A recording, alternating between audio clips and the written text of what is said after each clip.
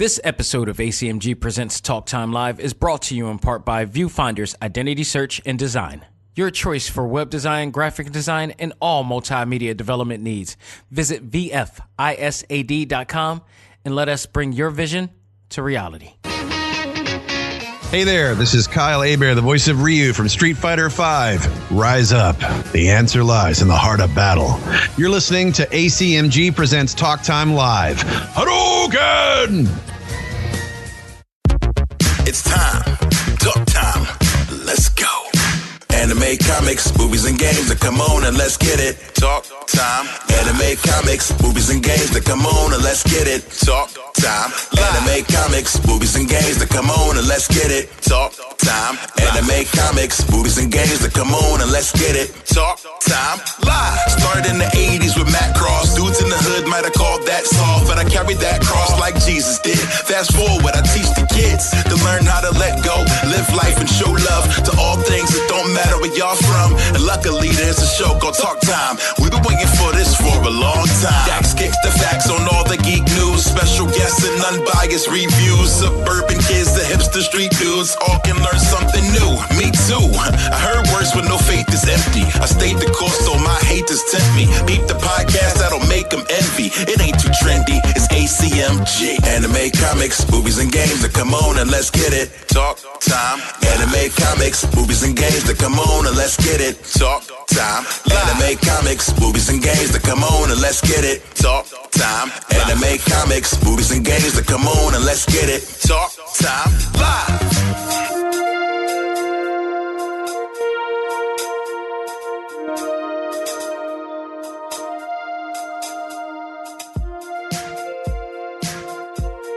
Ladies and gentlemen, welcome back. This is A.C.M.G. Presents Talk Time Live, the Prime Show. I'm your host, Xavier Josiah. Folks, I hope you're having a great week. Wrestling fans, I know you're having a tremendous week. Last week, it was pretty much one of the best wrestling events in history. And then follow up, we get NXT TakeOver, which was also phenomenal. So shout out to you guys out there. Of course, I always got to sneak in some wrestling information there. But I digress. We do have a lot of information and news to talk about this week in the world of our favorite fandoms.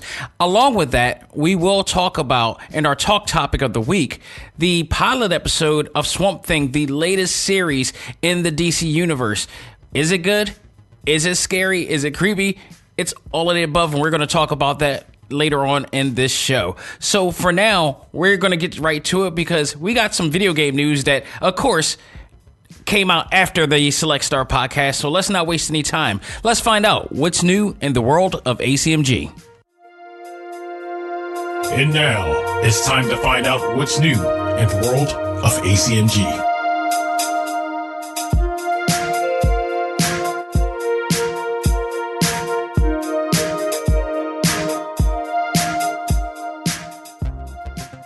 Okay, so basically, every single time that I actually do a Select Star podcast, I swear to goodness this happens a lot. Not all the time, but a lot. Usually what happens is I do a show, and then shortly after, maybe like an hour or two later, or maybe hours later to a day later, some really great information game-wise comes out that announces something huge. And this exactly what happened. I did this show this Friday, and lo and behold, an announcement later on that day came out from NetherRealm. And this is the news that we've been waiting for all Mortal Kombat fans who's been loving Mortal Kombat 11. And it is here. It is actually here. It is actually official. They have confirmed Shang Tsung is coming on June 18th. He's the first DLC character to come out, and they will release him there, but that's not all. During the release trailer, they also announced officially that the following characters will return as DLC characters, one of which is Sindel. She will be making a return. The Endenia Queen will be making her return to the game, as well as Nightwolf. However, at this time, none of them pales in comparison to the announcement that we've all been waiting for, myself absolutely especially have been waiting for, and that is the confirmation that, in fact, Todd McFarlane's Spawn will be on this game. we have not seen this character since Soul Calibur. I believe Soul Calibur 3, which was an Xbox exclusive at the time. I hated that to high hell because I think I'm a PlayStation guy, and they gave an exclusive for that one, and it was Heihachi from Tekken. And I was not feeling that. I was like, you guys got the best character. And also Nintendo got Zelda, which I had a GameCube at the time, which was really cool. But I never, ever got a chance to play as Spawn on Soul Calibur. Never, to this day. And since then, myself and many others have been waiting a long time to bring Spawn back into the fighting game genre. And what better game to bring him back to, aside from Injustice 2, but this is even more appropriate. If you've read any Spawn comic books, or if you've seen the movie from way back with Michael Jai White that was done by New Line Cinema, you know that this guy is not for the weak at heart. He's something totally out of this world, but created by Todd McFarlane, and he kills often. And he kills in the most vicious way. So it makes sense that he would be an appropriate character for Spawn. Now, for those who don't know, Spawn has been a much sought after character dating back since Injustice 2. And back then, Ed Boon on Twitter, if I remember correctly, he actually put out a poll asking what character do you want to see in Injustice 2? And one of the characters that I know that was in there was Hellboy. Another one, I forgot what the other one's on, but I know for a fact that Spawn was in there, and also for the fact that Spawn was also the most voted character to be on that show. Now, lo and behold, they wound up getting Hellboy, which is not a bad pick, and he does fit the format of Injustice. However, Spawn was the one everybody wanted to see, but I don't know if it had anything to do with the Image Comics, DC Comics clash or connection or whatever, and politics went from there. So what they did was basically put Spawn on Mortal Kombat, which I thought was way more appropriate anyway, because he won't be held back to do anything that we know he could do. His fatality is going to be possibly vicious and insane, and it's going to be awesome. It's absolutely going to be awesome. Now, I got a feeling Ed Boon probably thought the same thing too. Like, why waste him on Injustice 2 when if you do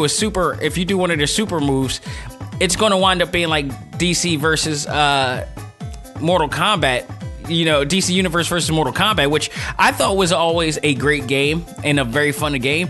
But for some reason, people were bitching and moaning about the fact that they didn't do that the Mortal Kombat guys did not do fatalities, which to me was just like, it was absurd. I get it, but DC did not want their characters to be killed off in the most brutal way, and I can understand why. It wouldn't make sense to the actual essence of the universe for them to be mutilated in such a way, and especially considering like you got Superman who's damn near a god and can't be hurt by the likes of like a Scorpion or a Sub-Zero. It wouldn't make sense, but they managed to make the storyline work for what they did in that game, if you guys remember the storyline of it, and it worked out. But now we got them here, and the kid gloves are off, so we'll be able to see the Spawn that we know and love should be on here. If you read the comic back in the 90s, it's awesome. I've always been a Spawn fan. I've been a Todd McFarlane fan since the Spider-Man days, but that man, it's deservingly so. And not only that, I got to point out too, dating back to when I went to San Diego Comic-Con back in 2017, I went to the Todd McFarlane and I forgot what's the guy's name, the creator of The Walking Dead. I forgot his name. I'm blanking out. But it was a extremely entertaining panel, and it was there that Todd McFarlane revealed that he is working on the Spawn movie. So with them coming out with Spawn now, this kind of really indicates that there may be further developments in this for them to do that. So this can be much more than just him appearing in the actual video game, but also leading up to more news coming for Spawn very soon in the hands of Todd McFarlane. So we will see. But how we found this out is there was a really cool gameplay trailer displaying Shang Tsung's body morphin moveset, and voiced by the beloved actor Cary Hiroyuki Tagawa. If you guys remember, that is the original actor who played Shang Tsung on the cult classic original Mortal Kombat movie from New Line Cinema. So he's back doing this. He participated in reprising the role for the video game. And not only that, but they gave him the likeness. They brought back the likeness of him. And this version, there's two versions. If you played the Crypt in the game, there's the old version, but it has the face of Cary on there, Cary Tagawa on there. But if you see the recent trailer, there's a younger version of him, and he looks awesome. He looks like a very young version of Cary Tagawa in there. It really, a lot of great respect to that, because that movie is still beloved by all. I watched it during the week of Mortal Kombat, and it still holds a candle. Of course, you can always do a better version of this movie. You can always create a better, but it was a lot of fun to watch this movie. It still is a lot of fun to watch this movie, but Cary Hiroyuki Tagawa was kind of the standout guy. His role as Shang Tsung was everything you ever expected and wanted, and actually better than what we expected and wanted. And it's only right that they let him reprise his role. And he just brings so much more to this game, which is also why it's one of my favorite Mortal Kombats of all time at this point. Now, they're also during the Shang Tsung gameplay trailer, they're also mentioned that there are going to be two guests to appear later in the series that will be revealed, but also with the sound of a buzzsaw. So many in our A.C.M.G Facebook group were contemplating who that might be. And the first thing that came out of people's mind, of course, it's Bruce Campbell's Ash character from Evil Dead. While a lot of people would love that, and it kind of would be appropriate to add him on because he just fits it, just like Jason and Leatherface and Freddy did back then. The situation here is that Bruce Campbell was interviewed a while back, and he confirmed that he will not be in the game. However, that could be a cop-out, and that could be him throwing people off their scent to say that he's not going to be in there. So you never know until they reveal it. So I wouldn't give up hope on that note, because a lot of times they don't want people to really, be smart about these situations, and they want them to be totally surprised. Sometimes it works, sometimes it doesn't, but we'll see. But Bruce Campbell has confirmed not to be on there. But what may be true to that is that my prediction, which is there's another person to use buzzsaws or saws, and that's Cyrax. If you guys remember, in the story of Mortal Kombat 11, Cyrax and Sector are in the game. Not only just in the storyline of the game, in the story mode, but you can fight them in there. So they have a whole moveset and everything in the game. So sooner or later, they are bound to come out, and I have a feeling it just might be them.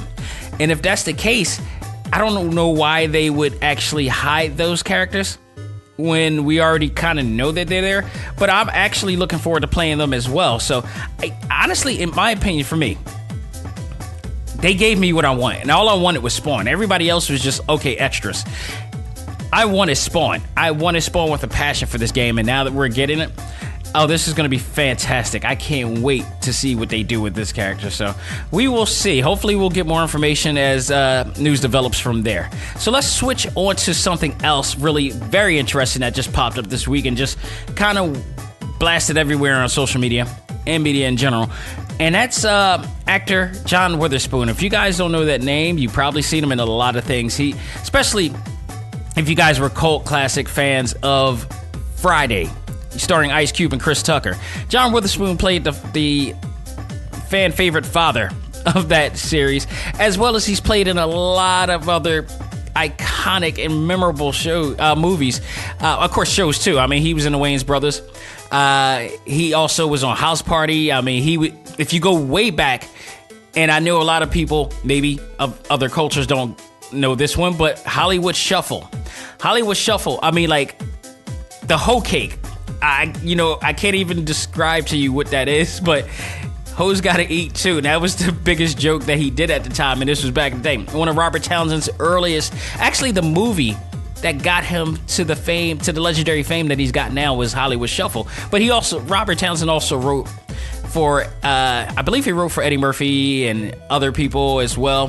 Down the line, he had his own HBO comedy specials as well. Awesome dude. But he had John Witherspoon on there as well. So why I'm bringing up John Witherspoon is because recently in an interview on the Joe Rogan Experience, another great podcast, Joe Rogan gets everybody on that show. I mean, like, not just celebrities, but anything that interests Joe Rogan, he gets them on the show to talk about it. He's all about... that's another bad idea. I got something in my head I just thought about. But they actually had him on the show along with John Witherspoon's son, and they talked about his experience on the show on the Boondocks and Black Jesus, to which he then stated the show will be back. And yes, Boondocks Season 4 is in the works and is expected to come back. The ever-beloved African-American TV series about two kids living in the suburbs with their grandfather, created by Aaron McGruder. The ever so critically acclaimed comic strip series from the newspapers is coming back. The very controversial show at that. Now, the interesting thing here is no word as to whether Aaron McGruder will be also writing and directing the series itself. Now, there was a situation where Aaron McGruder left the show in season 3 because for some reason, for what I understand, and I could be wrong because there's a lot of different information going out there, but for what I've read up and understood is that Cartoon Network wouldn't allow him to work on both Black Jesus and the Boondocks. And that led to a lot of situations, dispute over Cartoon Network creative rights, so and such like that. So, but even though he didn't direct the series, he actually did write for the series. He has a writer's credit for season 3. To my understanding, from what I looked up on IMDb, he actually did write the series through. And there was all of these complaints about that, these rebellious, somewhat contrarian complaints over the fact that Aaron McGruder didn't have full capability of doing both series. And to be honest, I like Black Jesus, but I like Boondocks better. Much better. Much better. I don't know, maybe the situation at hand, but season 3 didn't live up to expectations as people wanted. I don't know if that was because people thought that Aaron McGruder had no participation in there, but in fact he actually did. So for those who actually thought that the show sucked because Aaron McGruder wasn't a part of it, I hate to tell you this, but he has a writer's credit on season 3. So you kind of got to take it from there. Maybe he just written it off and just went with the wind and focused more on Black Dynamite. I mean, I'm sorry, not Black Dynamite, Black Jesus. And it was that, but I don't know. We don't know what's going to happen from there. Those schedule conflicts was very interesting. What I found even more interesting is that they didn't allow him to do Black Jesus and the Boondocks and work on both of those.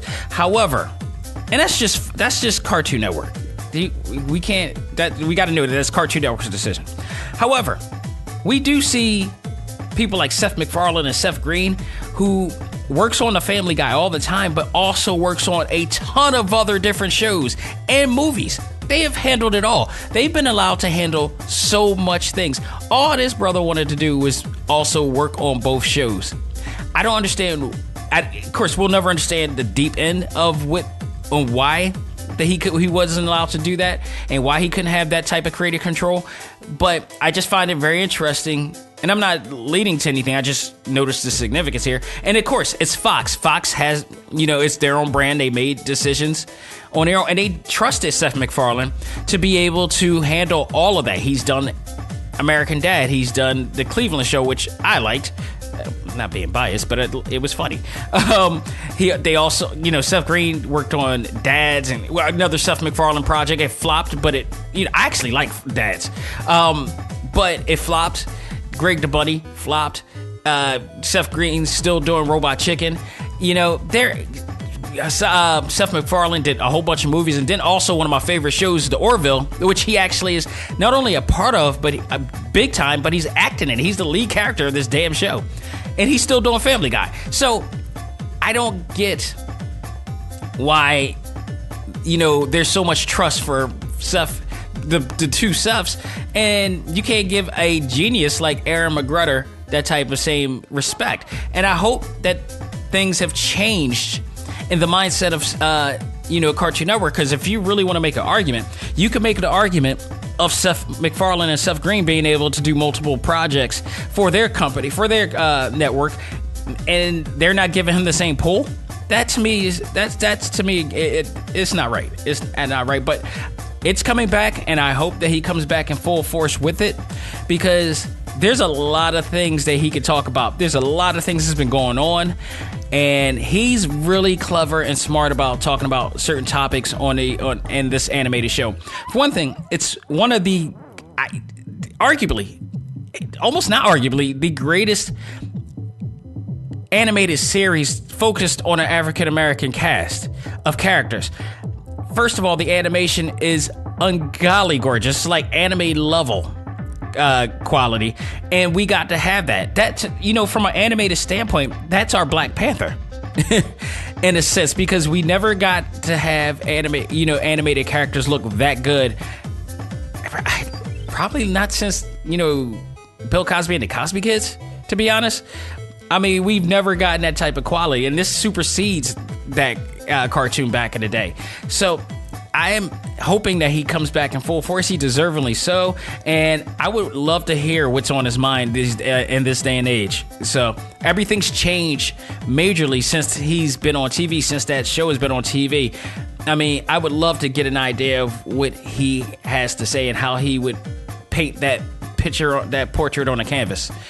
So we'll see. There was no information, of course, that John Witherspoon said it was coming back. He just said it was coming back. He's going to be reprising his role as Granddad. And, not only that, Regina King, who also plays both characters, and this is when I realized how talented Regina King. I've always knew she was extremely talented, but for her to be able to play both roles of Huey and Riley, and be able to allow them to have a different personality and different voices, and that's incredible. She deserved that damn Oscar a long time ago before she got the Oscar. So she's always spoken out and said that she would be always ready and willing to reprise her role as the two boys on that show. So I will be all for that. I would so be all for that. So we'll see. And again, as news develops, we'll provide more information at the time. So let's switch on to some other interestingly great news, and that is my thoughts on the Dark Crystal Age of Resistance trailer. The trailer was just released by Netflix not too long ago, and scheduled with an August release. And this looks very interesting. If you guys have never seen the Dark Crystal before, if you didn't grow up in the 80s, you wouldn't. And into the era where, before CGI, there was Jim Henson. Jim Henson was, it always will be, the master puppeteer, the late, great Jim Henson, if you will. And he has put in a legacy unlike any other. One of the things he's came out, aside from, creating the Sesame Street puppets and the Muppets, he came out later on with the Dark Crystal, which was a beloved cult classic that he created. And it's been so long, I forgot the whole, storyline of that whole entire thing. But it did involve this, crystal with great evil energy and stuff that they were trying to find, I guess. It's been so long since I was a kid when I saw that movie. Loved it. Oh, yeah, Fraggle Rock, too. I forgot to mention that. But, there's a new version coming out. There's going to be a new series coming out. This is very interesting. It's coming out for Netflix. And the trailer starts off showing you the character Deet, who I don't know if it's the same character from the original. I don't know. Or this is the new story. It's been a while, like I said. But the character Deet being summoned by a disembodied voice who warns her of a risk darkening the darkening actually that causes much chaos to those who touch it, which is the Dark Crystal, of course. We then see her touch a flower, which ignites images of her head, in her head actually, of possible things to come. We then see a room which has the Dark Crystal in it. Two creepy little hands grab it and pull it down a hole. the crystal seems to be activating of sorts. And we also see an old sage woman warn them off that she sees many endings standing before us. Some good, many bad. That's how she put it. Now, while saying that, the minute that she said that, the old sage woman spoke of that immediately clicked in my head. This could be one of those Netflix series with multiple endings, and we have to pick out what ending it is. This could be somewhat of an interactive series. If they do it that way, it'll be absolutely awesome to do that. So we're gonna, if it really is true that we may get different endings and possibilities, based on a click of a remote control, that will be fantastic. And that reminds me of another Netflix show that did the same thing recently, one of the first to do that, and that was Black Mirror Bandersnatch, which gave you multiple options to go in different directions. It had a bit of an algorithm which allowed you to have different multiple endings in there. So it allowed you to want to keep going back and watching it over again. So we will see as it comes along, because it will be premiering on August 30th. And I'm pretty sure by that time we'll see much more information involving that as well. So switching on to some anime news, and this is pretty damn big in my opinion.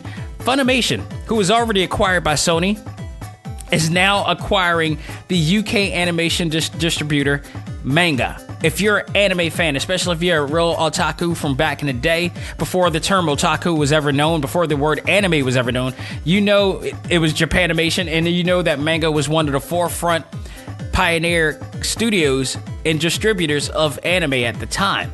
Funimation announced on Wednesday that it acquired the legendary UK and Ireland company as a long-term partner for Funimation. The list of anime for this company is beyond huge, with classics such as Ninja Scroll, Appleseed, Battle Angel Alita, which we've actually just saw in theaters this year, Bubblegum Crisis, Macross Plus, one of my favorites, love the soundtrack for that, Street Fighter the movie, and Street Fighter 2 V, and many more. You can't get better than this. This is absolutely awesome. They'll be able to distribute more DVDs on Blu-ray and stuff like that. Hopefully we can see more of a selection of movies on the, in the Funimation Now app. So I haven't seen, Bubblegum Crisis is a classic people love. I believe it might be actually in there already. I'm not sure. Our version of it is in there. Macross Plus is not, because for those who don't know, Macross is Robotech, for those who might not know. Appleseed, I believe, is also on Funimation Now as well. Battle Angel Alita is not Street Fighter. Only thing Street Fighter is on there is Street Fighter Assassin's Fist is on there. So either way, that's a great grab. I highly recommend, if you guys really love anime like that and the hardcore adult continuity, themed anime, go out of your way to check out Manga. They got some things. The Manga animated movies and series were those movies and series that, like, you saw these. One, it tested whether you can stomach anime, because there were some very violent, gritty, gratuitous type of scenes in these things to which none of us have ever seen before at that time, because in the 80s all we had was Saturday morning cartoons. So when anime started lurking its way through tape trading in the US, and we saw this, and it's like, holy crap, this is I don't even know if I'm old enough to see this. There's nudity, there's gratuitous violence in here, and it's like, what the hell am I watching? Oh, mom's coming, hold on. Hey, how you doing?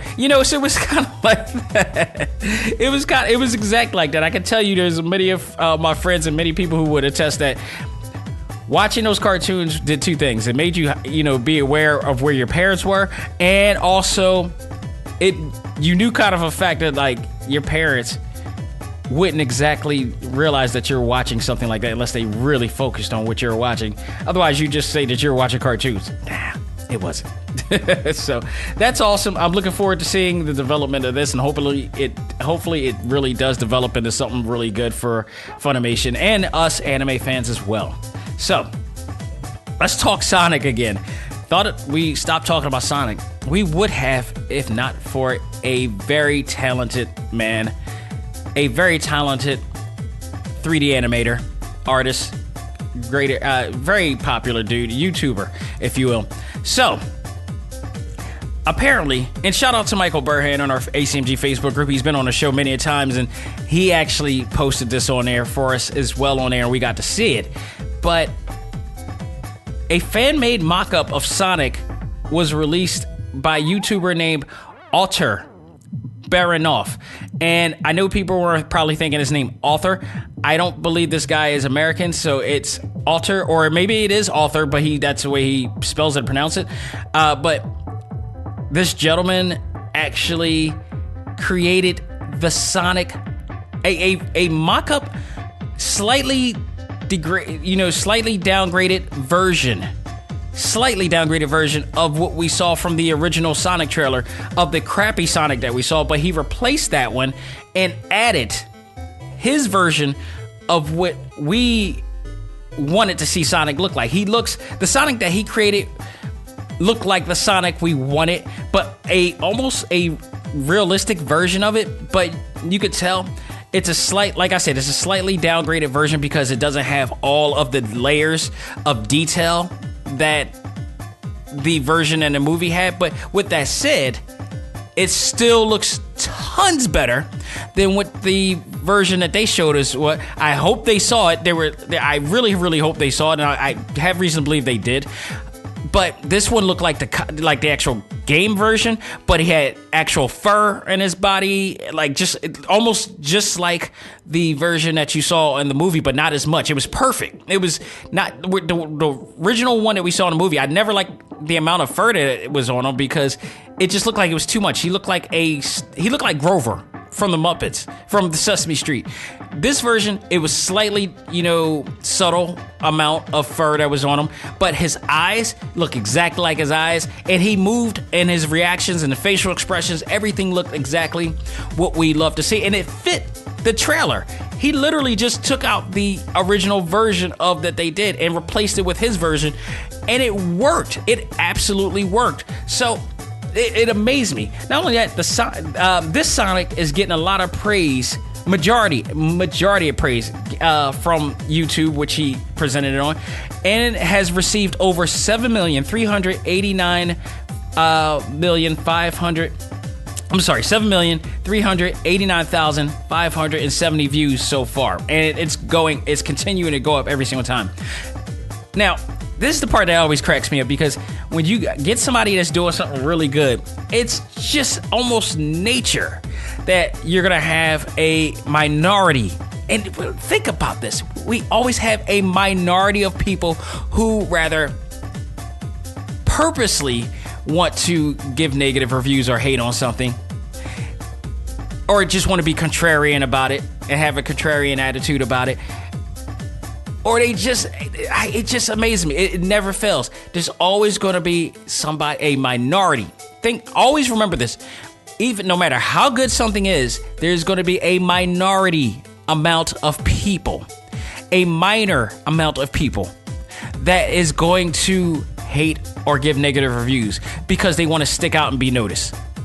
That's usually mostly the reason that happens. And there's rare times that you get really negative reviews.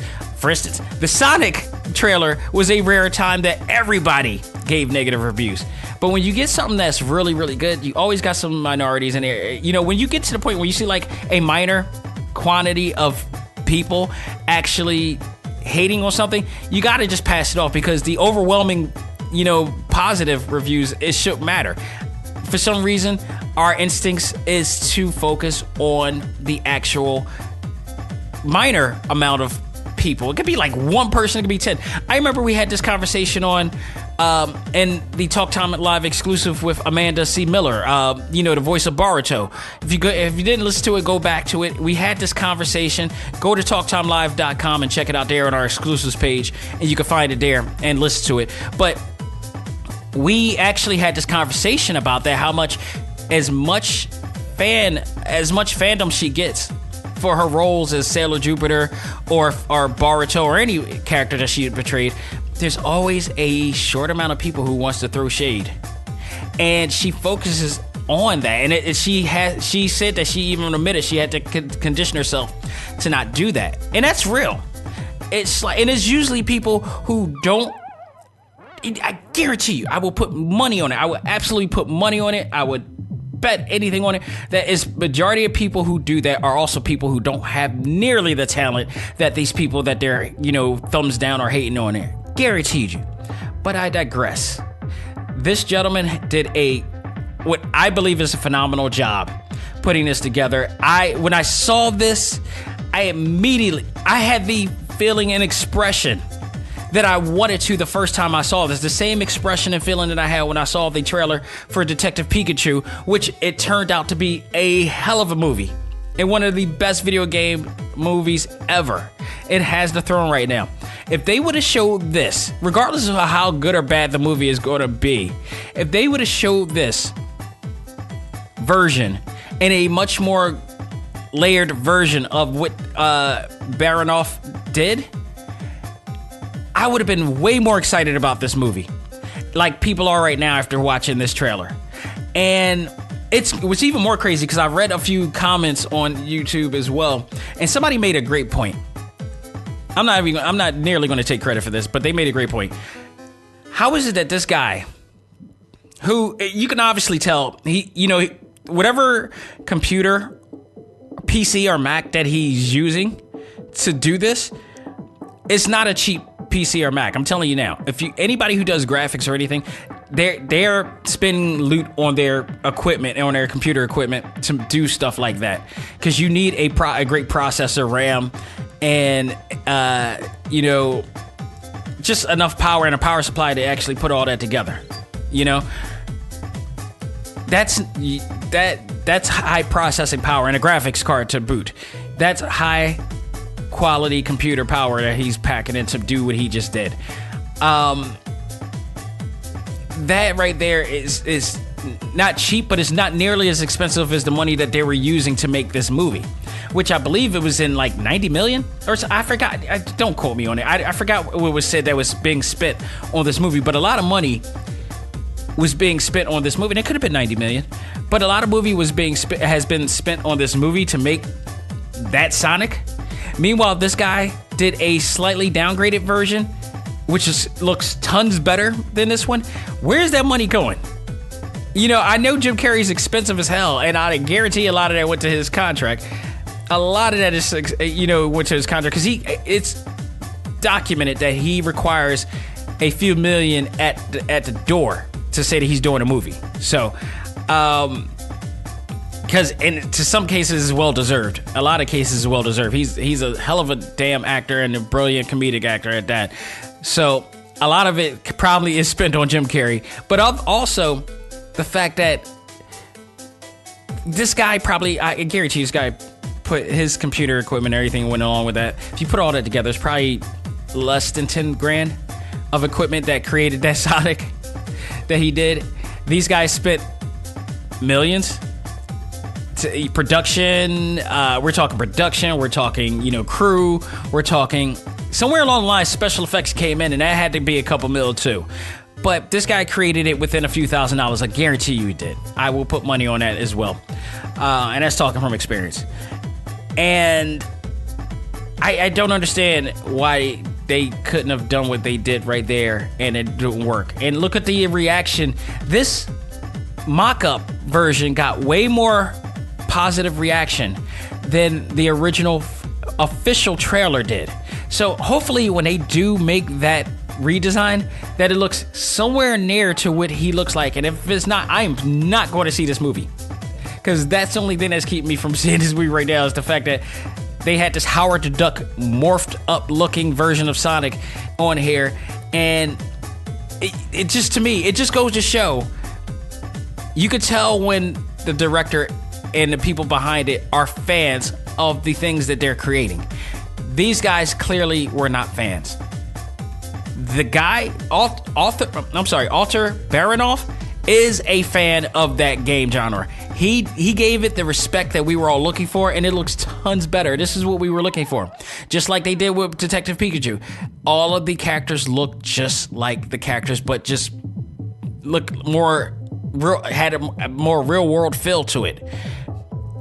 I still can't wait to see what those guys are going to come up, because I guarantee within that 7 mil, 300,000 and 500 views, guaranteed they were in there. They are absolutely a part of that, and they had to see that. And I'm hoping that they do that soon. So that's what I got to say about that. So, shout out to that guy. He's awesome.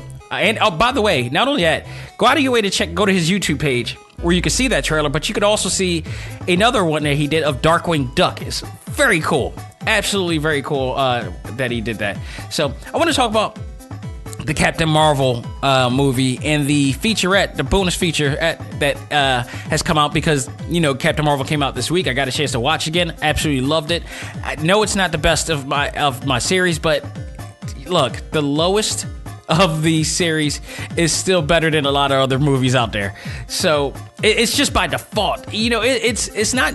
You got to understand, when it comes to the Marvel cinematic movies, all 22 movies, it's not that one's worse.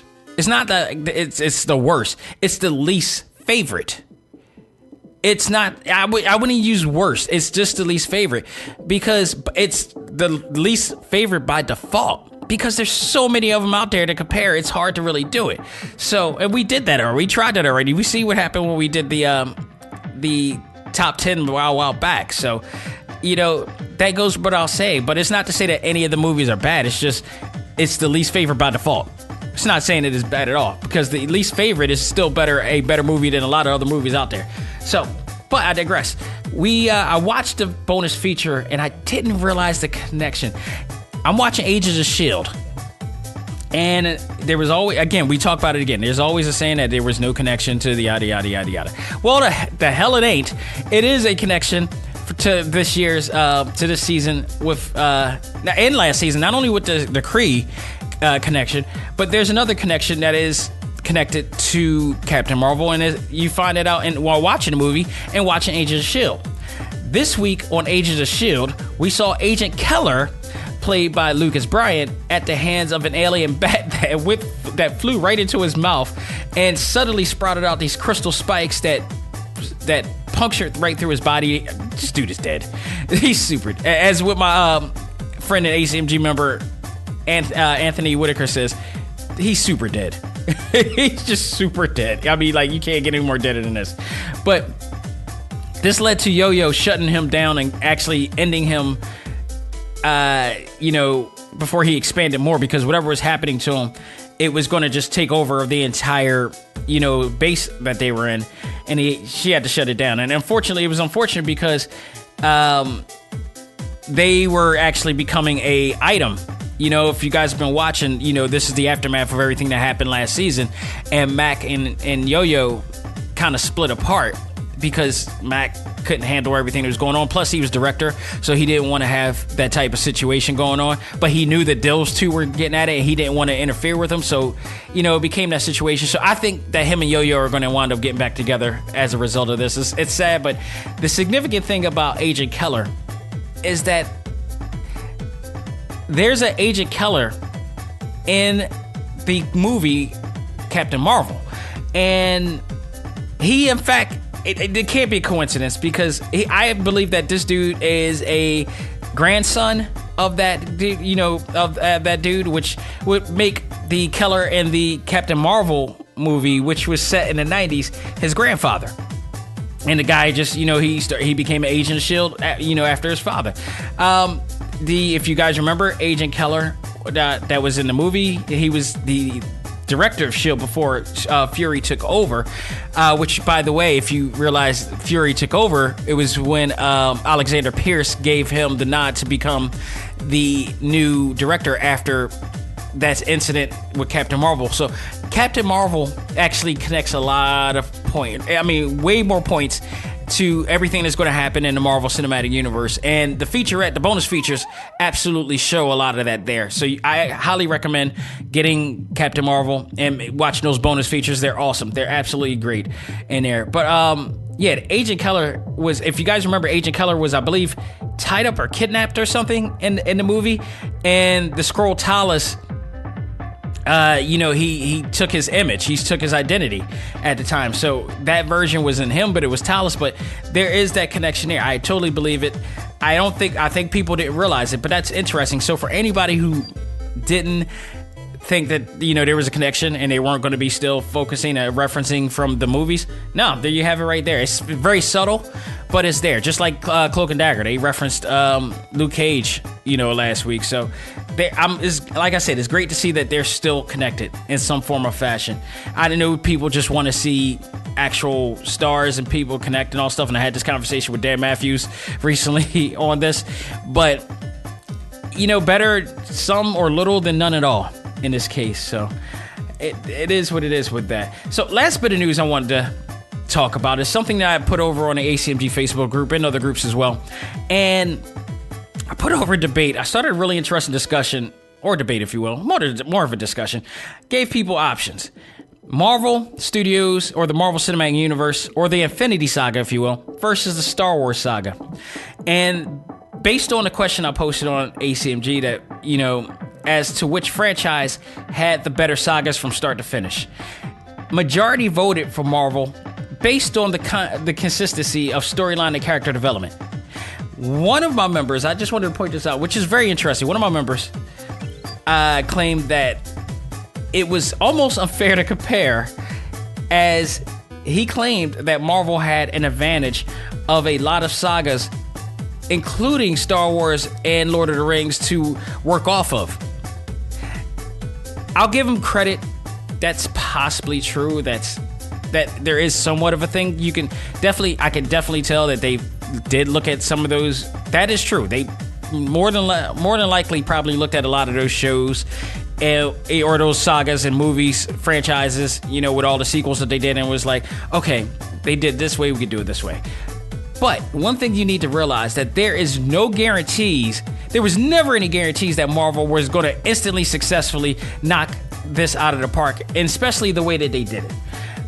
He made it seem like during the writing and everything that they prepped for this throughout the 11 years that they were doing this was very easy to do. That came off I'm like, no, the logic of that doesn't make sense. Like the writing that they did for the movies, the writing that they did for the Netflix shows and all of the, TV shows on Freeform and ABC, that all connects together. He made it seem like that was easy to do. That is not easy to do. People have tried to do what Marvel has done before and has not successfully have done it. And if that was the case, why didn't DC Films just do it as good as Marvel Studios did after the fact? So how could you say that it was almost unfair? Like, Marvel Studios has been out for 11 years. DC Films came in, I think, maybe 5 years prior to them coming out, and we started seeing the formation and the algorithm and the formula coming together. DC Films could have done it the same exact way, but they didn't, and they failed doing it. Greg Berlanti in the CW and the DC Universe has done greatly with how he put the things together and how he make things connect. He did it the way, and he did it. He did it by watching what Marvel Studios was doing and said, hell, I'm doing the same thing. I'm doing the exact same thing. And because of that, they were successful. But DC Films tried to do it, and they failed. And they could have looked at, Marvel Studios and did the exact same thing and just told different stories within the algorithm that that Marvel did it from. It doesn't make sense. It doesn't make sense at all. That's like saying it's unfair for Brock Lesnar to have dominated seasoned vets like Randy Couture, Frank Mir, Heath Crazy Horse Herring, and Shane Carwin. That to me is like, dude, all those guys were veterans. All those guys had what it takes to be the best at what they were doing. Randy Couture is a legend. Frank Mir is a legend. They dominated and broke a lot of hands and limbs out there, especially Frank Mir. Brock Lesnar came in and said, none of that. I'm doing my own thing. I got my own strength. You can't try to handle me. And ransacked all the way through up till Shane Carwin and until he got that diverticulitis. So I don't understand that situation. Not to mention, Lucasfilms have way more longevity than anyone who done it before them, and should have had the fan advantage to give fans what they wanted. But in fact, they did fail many times over with the first 3 episodes, if you will, which received negative reviews. Mostly the Phantom Menace, and and Revenge of the Sith was probably the best of the 3 reviewed. But episode 1 and episode 2, just people did not like that, especially because of the Jar Jar Binks situation, which I gotta say, if you just mention Jar Jar Binks, this drops the mic on the whole debate as to which saga had it best. You could just put it just right there. But then you had also the 2 side movies, Solo and Rogue One, which, no pun, had lukewarm at best reviews. And questionable recent movies, which I actually personally like. I like the recent 2, The Last Jedi and the other one that came up. I didn't mind them. I didn't mind them at all. But were they consistent? In my opinion, both franchises are legendary in their own right. But when you think about it, Marvel really killed it from start to finish. Even like I said, their weakest, they had 2 bumps in the road out of all of the 11 years they had, and it still didn't affect them badly. One was Iron Fist, which the first season really didn't live up, and that was a lot of situations going on with there. The second one, the second season was actually way better than the first, and they actually got things together, but it was too little too late. It was too little too late, because by the time then they canceled all the series out before we ever got to see more of a development of the series, which absolutely sucked in my opinion. A lot of people's opinion, to be honest. And then the other flop, unfortunately, was in Inhumans. Inhumans, who starred one of our former guests of this show, Mike Moe, who is now becoming Bruce Lee in the new Quentin Tarantino movie, Once Upon a Time in Hollywood. Yes, he was on the show, and you can also listen to that interview I had with him, dating back to when he was Ryu in Street Fighter Assassin's Fist, right before he actually was going to become Trigon in Humans. It's really his road is very interesting, I'll tell you that. But it's hard to deny. Even people. Here's the thing, and I spoke to somebody in another group about this too, because she felt that she liked the actual. She preferred Star Wars. Star Wars is her number 1 favorite. As much as it is your favorite, did it do better than the other as far as storyline consistency? And why I respect and understand, and I totally agree with what she said. But she kind of said, I like this and this, but I didn't like this and this. But that also says that from start to finish, it did not live up to expectations, which means it wasn't the best genre. The question was, what was your favorite? What did it best? While everybody is a fan of both, you gotta admit, Marvel did they could stop right now everything that they're doing, which I almost kind of wish they did in a sense, because I don't know what they're going to do next or who they're going to come out with or how much it's going to have. Even if they flop now, it doesn't take anything away from the Infinity Saga. That's a huge accomplishment right there. So, think about it. If you're in the A.C.M.G group and you haven't chimed in on it, go out of your way to go to check it out there at facebook.com/groups/ACMG1. Let us know what you think about that note. But for now, we're going to end this segment right now and take a break. Come back and review the pilot episode to Swamp Thing on the DC Universe. We'll do that right after this. Ladies and gentlemen, this is Dak Xavier Josiah, the host of A.C.M.G Presents Talk Time Live, the podcast. You want to catch up with all of our podcast shows and hear from some of the hottest names in all of anime, comics, movies, and games, such as... This is Miley Flanagan, the voice of Naruto. This is Stephanie Shea, the voice of Sailor Moon. This is Ruben Langdon, voice of Ken Masters and Dante from Devil May Cry. Hey there, this is Kyle Hebert, the voice of Ryu from Street Fighter 5. This is Chris Battle, character designer of Teen Titans Go. Here's your chance to check out all of that and more on TalkTimeLive.com. TalkTimeLive.com provides all of our ACMG content with new and previous episodes, exclusive interviews, articles, and much more. Visit TalkTimeLive.com and let us help you learn to let go, live life, and love all things ACMG. Talk Time Live. This is Chris Battle, character designer of Teen Titans Go, and you are listening to ACMG Presents Talk Time Live. Do it. And now it's time for our talk topic of the week. Ready? Fight!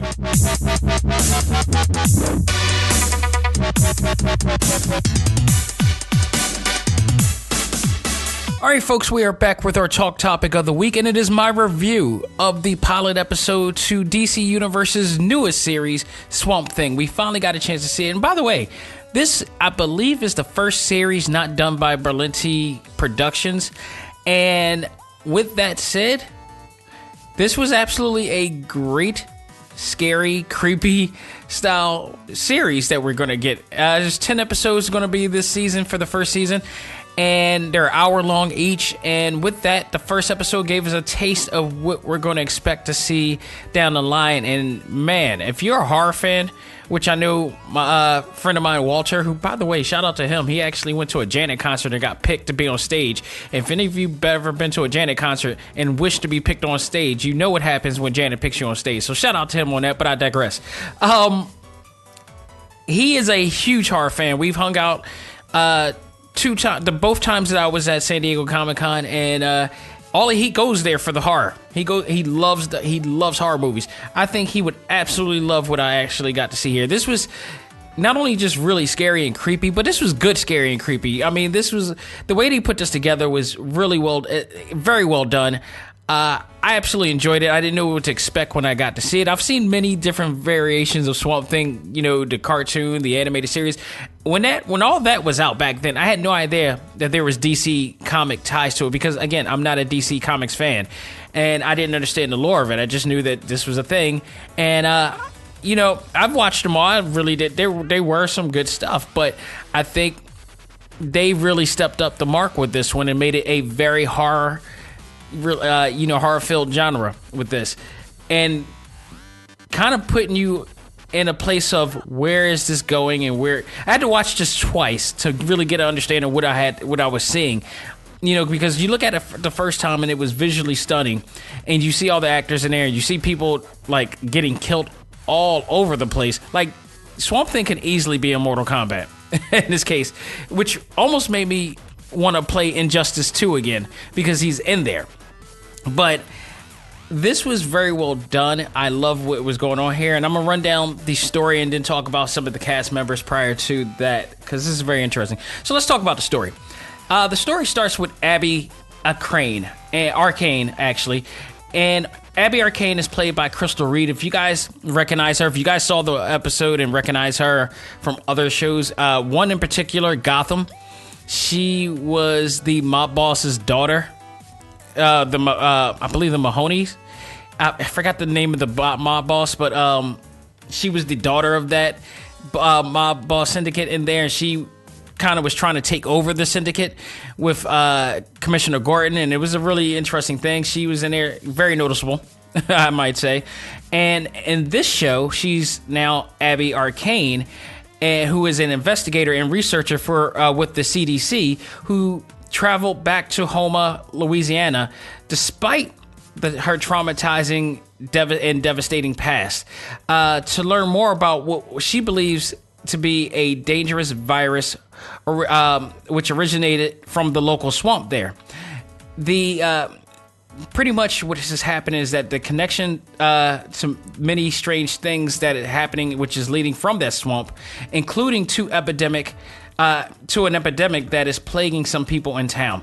And if you see the episode, they show the scene where the little girl is in school, and all of a sudden she's coughing out, looks like she's coughing out blood or something to that nature, and her nose is bleeding, and suddenly she's trying to raise her hand to the teacher, and the kids are noticing that something strange is going on. And I love this scene because this reminded me of some things that I've experienced in school whenever something strange like that happened. Kids are getting sick, or like in this case, I went to a Scared Straight program back in the day, and lo and behold, one of my classmates had, he had epilepsy, which means he caught a seizure. And we caught on to it before anybody else did. And we're in this Scared Straight program. Yes, Scared Straight. We were part of the stupid public school kids who had Scared Straight. Whatever. But, lo and behold, he falls down to the ground. We think he's playing around. We were very uneducated at the time to the situation or seizures or anything. This is our first ever experience of a seizure. But, the cop and the teacher immediately, went to action and helped him out. This reminded me of that situation. So they really played this part really well.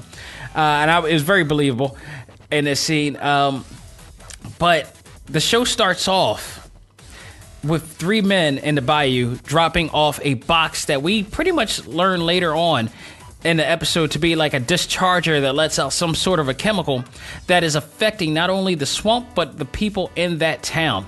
Take note, one of the people in this boat that is dropping off and discharging, the computer guy, just happens to be R.J. Cyler. If you recognize that name, some of you recognize that name for a few reasons, for a couple reasons. One of which, he was his portrayal of the Black Ranger in the recent Power Rangers movie that came out a few years back. The Power Ranger that had autism, and he wound up being the Black Ranger. He was like one of the most standout characters in that movie, bar none. He was great. He was absolutely great in there. He was also seen in Black Dynamite too, playing sort of a genius villain for Tobias, who wound up getting his ass killed nearly like only 2, 3, 4 episodes later. And the same thing happens here. They're at the bayou. They're dropping off these dischargers, and it's contaminating the swamp. And this leads to Swamp Thing coming in. We don't see Swamp Thing. We see the vines that he controls, which also is piercing through all of these guys, including RC. RC Cyler got the most epic kill ever of being pierced up into the sky in this case, and they killed off everybody, virtually everybody in that boat. So Abby winds up teaming up with this, I guess he's like a failed biologist named Alec Holland, played by Andy Bean, who was hired by Andy Sunderland to find out what's going on with the swamp. And I looked at this guy when I first showed him, and I'm like, this guy doesn't seem all that he says he is. He's like one of the richest guys in the town, and he's trying to, help everybody, or he's portraying himself as helping everybody to see what's going on with the swamp and hoping that he can help. I think this guy gives me vibes that he's the reason why all this stuff is happening. I'm getting that vibe from him. He actually hired Alec Holland, who in fact has some controversial situation of him. He basically what did he do? He manipulated the data that he based on the research that he was doing to get some credibility, and he wound up being found out about it, and he's been discredited for it. And that might be the reason why Avery has hired him in some cases, because he knew he wasn't going to be able to find it or whatever. So come to find out, he stopped using Alec after a while. But Alec was determined to find out what was going on with the swamp, because he believes that he knows the answer to this. And by doing so, he goes to the hospital where the little girl has been taken after being taken away by the ambulance and headed to the hospital. And we have Abby over there who's researching the situation. He ends up coming over there, looking at the data and information that they have in hopes to try to help out the situation, because his research may collaborate with her research. And at first they weren't going to try to hear from him, but later on they come to find out, and they find him at the house of the little girl. Come to find out his father has been killed by Swamp Thing in the bathroom, and this caused a little bit more of a situation. The cop, by the way, in that scene, I got to get his name, but the cop in that scene, if you guys watch Riverdale, he was also the crooked cop in Riverdale. So he's coming back playing a cop again for this series, who also is a childhood friend of Abby as well. So that's a situation there. I think we're going to see him for a few more episodes here in this season 1. Then we see Avery's wife, Maria, who discovers that Abby's back in town and confronts her at a bar where they're trying to get more information from another old friend who just happens to be a reporter for the town newspaper. She actually confronts her and tells her that she still blames her for what happened to their daughter long ago, which I'm pretty sure we're going to see more of that unravel as episodes go by. Abby does reveal a little bit to Alec of what happened in that situation in the episode, but it hasn't opened up all the way. But she requests that she leaves town as soon as she finds a cure for the little girl who fell ill.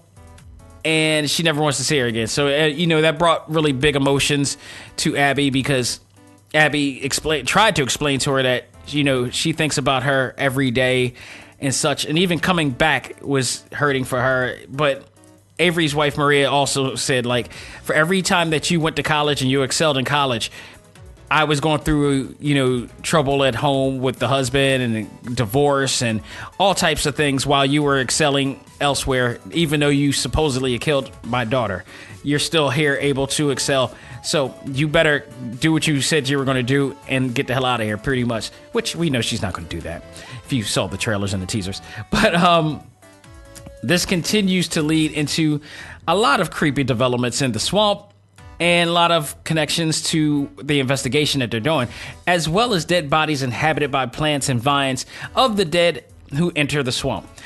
After Alec and Abby discovers the boxes with the deadly chemicals, Alec goes out to retrieve the other boxes and further study them in the swamp.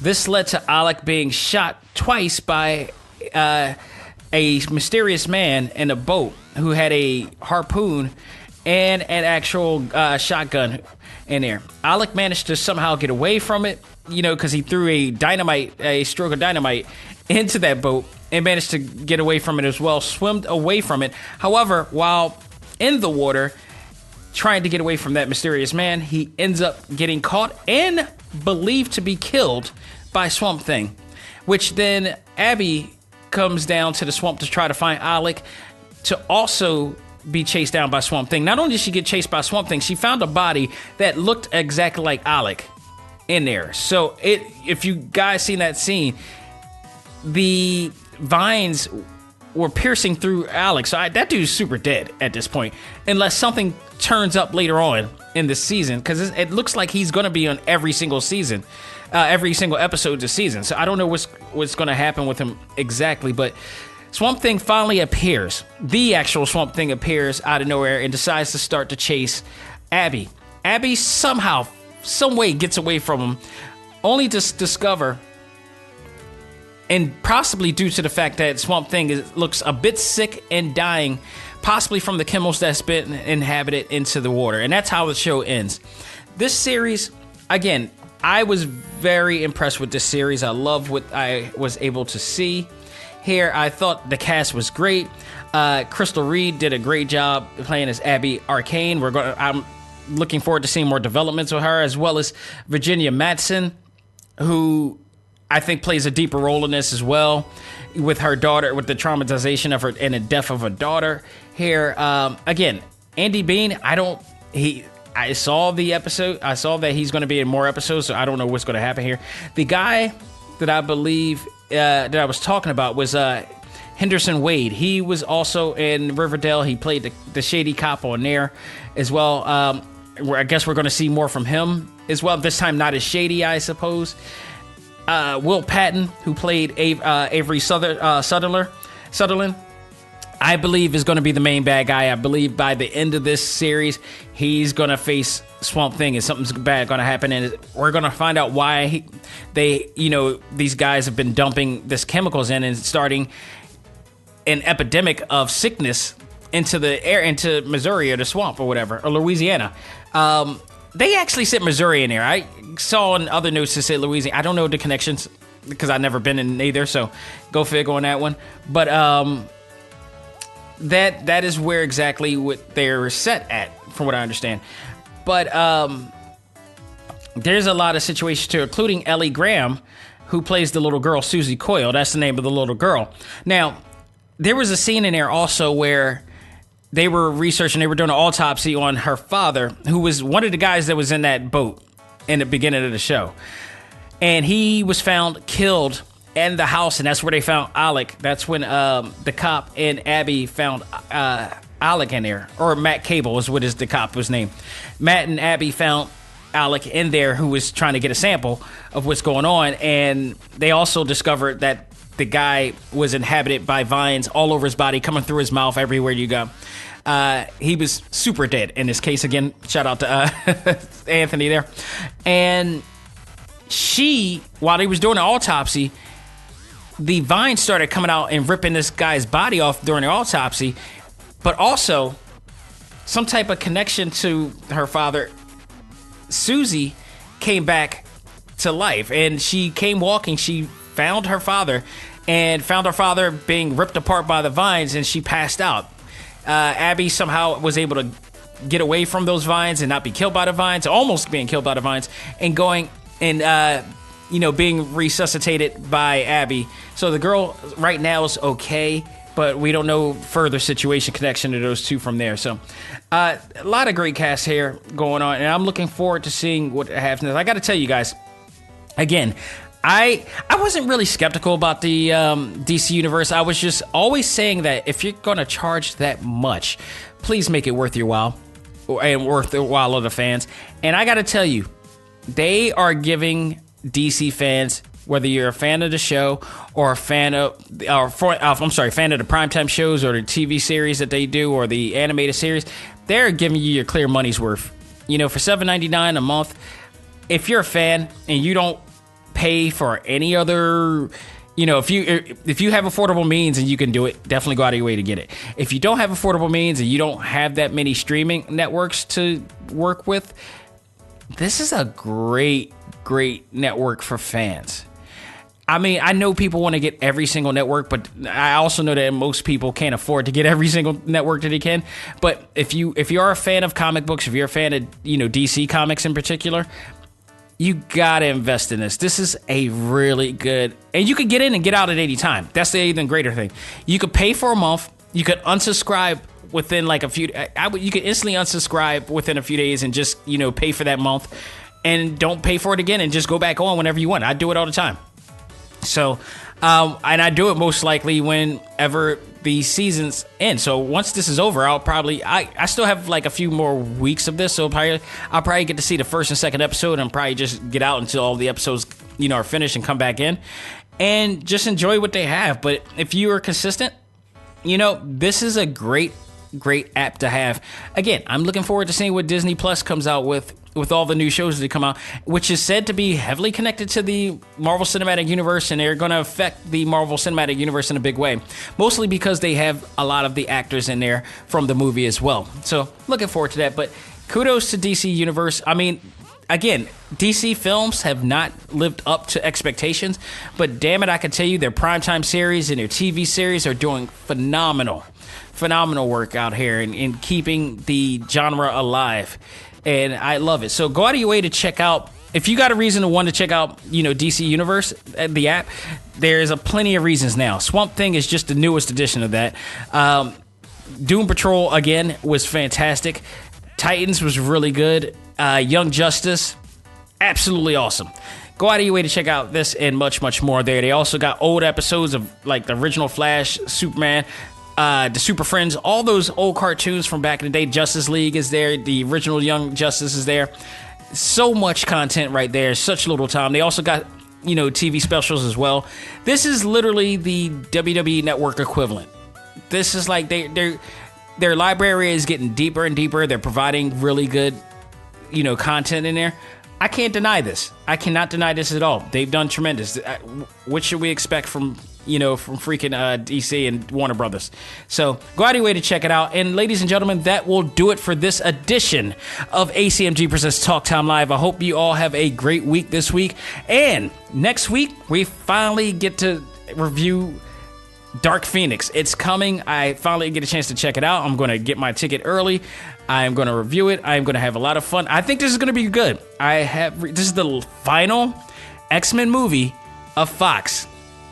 It would be really cool if we wind up seeing some connection to the Marvel Cinematic Universe in some form or fashion. I don't know how they could do it, but it would be awesome. But this is the final Fox X-Men movie. It's going to end here. That's it. So I'll talk about that and any other news that is coming out in the world of our favorite fandom. So stay tuned for that. Keep supporting us. Follow me on Instagram at DexXavierJosiah. You can also check us out on the ACMG Facebook group at facebook.com/groups/ACMG1. You must have a legit profile on Facebook 5 years or more, with you actually interacting with friends and family or whoever else, having a conversation. It has to be a real profile that you invested in, not just you showing pictures, not just you not having pictures of yourself. We want to make sure that there are actual people that are looking to talk and have fun in this group. We just don't want people just lurking around or trying to troll or whatever. So there. You can check out all this and every episode on TalkTimeLive.com, especially our exclusive interviews with some of the best in all anime, comics, movies, and games. You can go to our exclusive page. You can see all the interviews with some of the actors, game developers, animators, you name it. They're all there. And in fact, this week, I believe I am going to have another exclusive. He's returning to the show, Brandon Wright. He did the Dead Star web series. He's doing a whole nother new series coming out that we'll be talking about, along with one of his actual co-stars or actual stars of the show will be on air to talk about that new project as well. So stay tuned this week for that and much more. And of course, you can find us on iHeartRadio. As of right now, I don't know what they're going to call it, but iTunes is believed to be ending tomorrow. So I don't know. There will be a new format that will be premiering podcasts or whatever. So we'll give that information. We'll find out more on that sooner or later. But Apple is said to be doing some major things, and this may be the end of iTunes, and in the form of a new app that is coming. So we'll know more about that as time goes by. But if not there, you can also find us, like I said, on iHeartRadio, on Stitcher, Google Play, Podbean, and probably a lot of other places that I don't know about as well. So check us out in there more. And just keep supporting us and everything. And there's more to come, guaranteed. So, ladies and gentlemen, thanks again on behalf of myself. This is Dak Xavier Josiah saying, learn to let go, live life, and love all things anime, comics, movies, and games. This is A.C.M.G. presents Talk Time Live. I am out of here. Take care and have a great week.